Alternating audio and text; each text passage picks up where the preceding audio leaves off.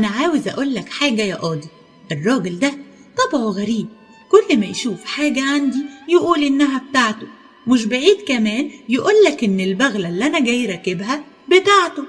الراجل بص كده لجحا وقال له: أيوة طبعا، ما البغلة بتاعتي، مش أنا اللي اديتها لك تركب عليها. جحا بص للقاضي وقال له: شفت يا قاضي، ناقص كمان يقولك إن العباية اللي أنا لابسها هي كمان بتاعته. الراجل بص كده لجحا وقال له: أيوة طبعا، حتى كمان العباية دي بتاعتي.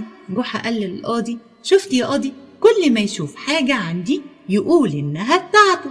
القاضي قال: جحا هو اللي داخل راكب البغلة، جحا هو اللي لابس العباية، والراجل بيقول إنهم بتوعه. لو كانوا بتوعه يجي ماشي ليه ويسيب البغلة لجحا يركب عليها؟ يبقى جحا صادق والراجل كذاب. القاضي بص للراجل وقال له: حكمنا برفض دعوتك. رجع الراجل الفضول